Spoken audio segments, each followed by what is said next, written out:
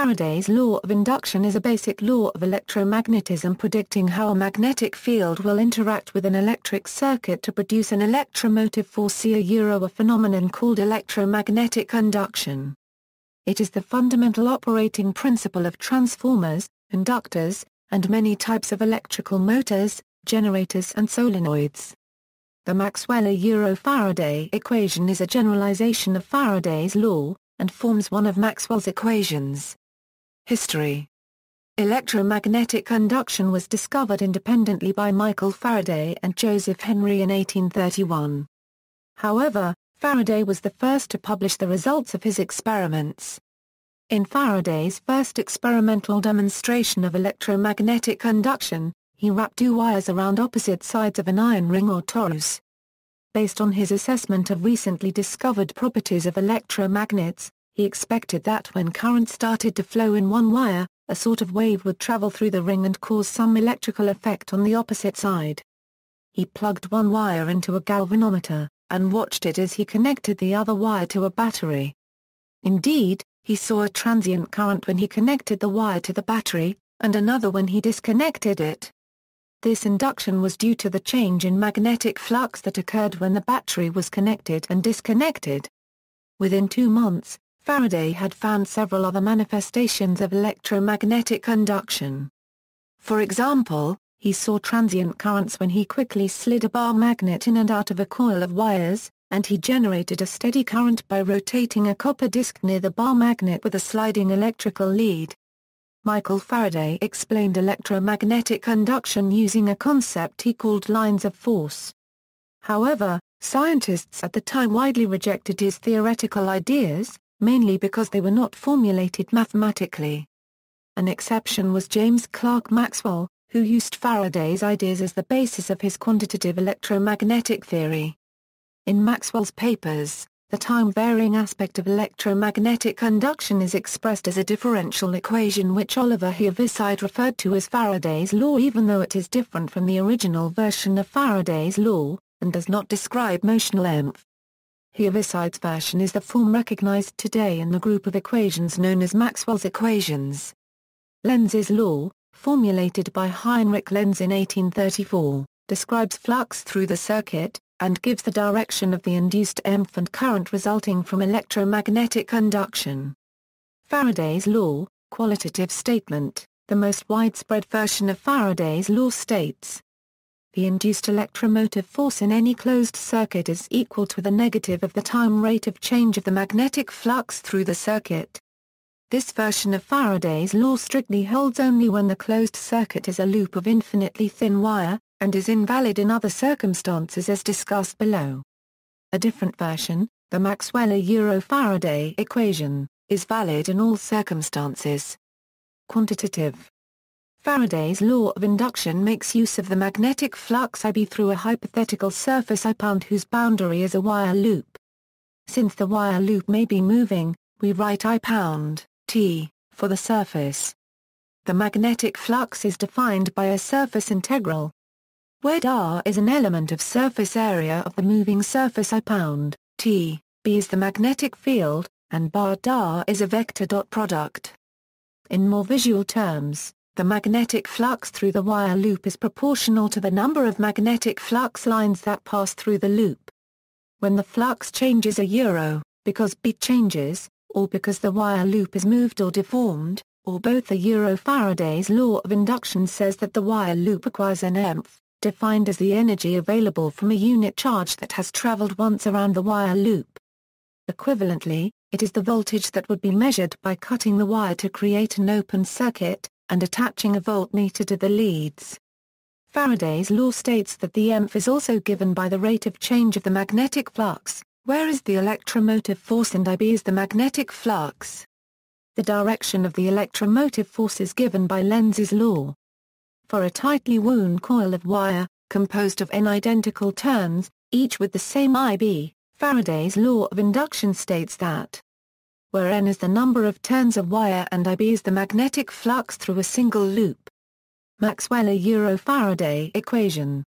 The Maxwell-Faraday equation is a generalization of Faraday's law that states that a time-varying magnetic field is always accompanied by a spatially varying, non-conservative electric field, and vice versa. The Maxwell-Faraday equation is in SI units, where is the curl operator and again E, R, T, is the electric field and B, R, T, is the magnetic field. These fields can generally be functions of position r and time t. The Maxwell-Faraday equation is one of the four Maxwell's equations, and therefore plays a fundamental role in the theory of classical electromagnetism. It can also be written in an integral form by the Kelvin-Stokes theorem, where, as indicated in the figure, a pound is a surface bounded by the closed contour AI pound, E is the electric field, B is the magnetic field, dA is an infinitesimal vector element of the contour AI pound, dA is an infinitesimal vector element of surface I pound. If its direction is orthogonal to that surface patch, the magnitude is the area of an infinitesimal patch of surface. Both dA and dA have a sign ambiguity. To get the correct sign, the right-hand rule is used, as explained in the article Kelvin-Stokes theorem. For a planar surface I pound, a positive path element dA of curve AI pound is defined by the right-hand rule as one that points with the fingers of the right hand when the thumb points in the direction of the normal end to the surface I pound. The integral around AI pound is called a path integral or line integral. Notice that a non-zero path integral for E is different from the behavior of the electric field generated by charges. A charge-generated E field can be expressed as the gradient of a scalar field that is a solution to Poisson's equation, and has a zero-path integral. See gradient theorem. The integral equation is true for any path AI pound through space, and any surface I pound for which that path is a boundary. If the path I pound is not changing in time, the equation can be rewritten. The surface integral at the right-hand side is the explicit expression for the magnetic flux IB through I pound. Proof of Faraday's law, the four Maxwell's equations, along with the Lorentz force law, are a sufficient foundation to derive everything in classical electromagnetism. Therefore it is possible to prove Faraday's law starting with these equations. Click Show in the box below for an outline of this proof. Counterexamples to Faraday's law. Although Faraday's law is always true for loops of thin wire, it can give the wrong result if naively extrapolated to other contexts. One example is the homopolar generator. A spinning circular metal disk in a homogeneous magnetic field generates a DC EMF. In Faraday's law, EMF is the time derivative of flux, so a DC EMF is only possible if the magnetic flux is getting uniformly larger and larger perpetually. But in the generator, the magnetic field is constant and the disk stays in the same position, so no magnetic fluxes are growing larger and larger. So this example cannot be analyzed directly with Faraday's law. Another example, due to Feynman, has a dramatic change in flux through a circuit, even though the EMF is arbitrarily small. See figure and caption above right. In both these examples, the changes in the current path are different from the motion of the material making up the circuit. The electrons in a material tend to follow the motion of the atoms that make up the material, due to scattering in the bulk and work function confinement at the edges. Therefore, motional EMF is generated when a material's atoms are moving through a magnetic field, dragging the electrons with them, thus subjecting the electrons to the Lorentz force. In the homopolar generator, the material's atoms are moving, even though the overall geometry of the circuit is staying the same. In the second example, the material's atoms are almost stationary, even though the overall geometry of the circuit is changing dramatically. On the other hand, Faraday's law always holds for thin wires, because there the geometry of the circuit always changes in a direct relationship to the motion of the material's atoms. Although Faraday's law does not apply to all situations, the Maxwell-Faraday equation and Lorentz force law are always correct and can always be used directly. Both of the above examples can be correctly worked by choosing the appropriate path of integration for Faraday's law. Outside of context of thin wires, the path must never be chosen to go through the conductor in the shortest direct path. This is explained in detail in the Electromagnetodynamics of Fluid by W. F. Hughes and F. J. Young, John Wiley Incorporated, Faraday's Law on Relativity, Two Phenomena. Some physicists have remarked that Faraday's law is a single equation describing two different phenomena, the motional EMF generated by a magnetic force on a moving wire, and the transformer EMF generated by an electric force due to a changing magnetic field. James Clerk Maxwell drew attention to this fact in his 1861 paper on physical lines of force. In the latter half of Part 2 of that paper, Maxwell gives a separate physical explanation for each of the two phenomena. A reference to these two aspects of electromagnetic induction is made in some modern textbooks. As Richard Feynman states, so the flux rule that the EMF in a circuit is equal to the rate of change of the magnetic flux through the circuit applies whether the flux changes because the field changes or because the circuit moves.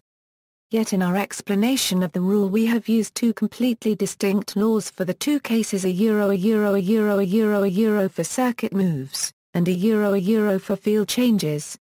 We know of no other place in physics where such a simple and accurate general principle requires for its real understanding and analysis in terms of two different phenomena.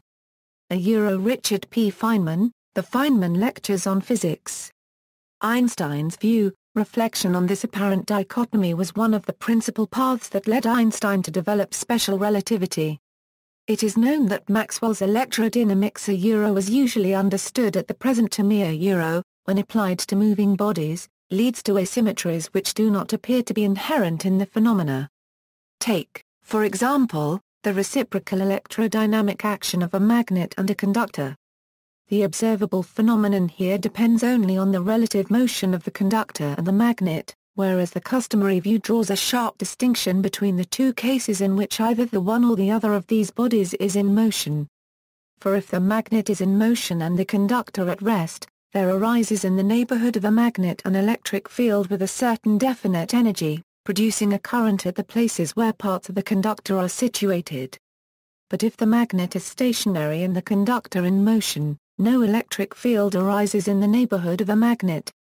In the conductor, however, we find an electromotive force, to which in itself there is no corresponding energy, but which gives rise assuming equality of relative motion in the two cases discussed to electric currents of the same path and intensity as those produced by the electric forces in the former case.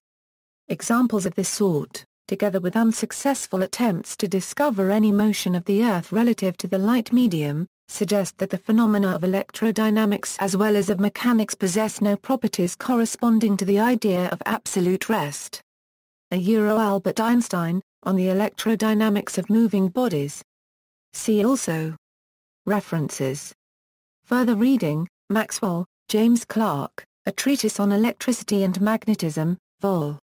2, Chapter 3, A Section 530, PA 178. Oxford, UK, Clarendon Press. ISBN 0-486-60637-6.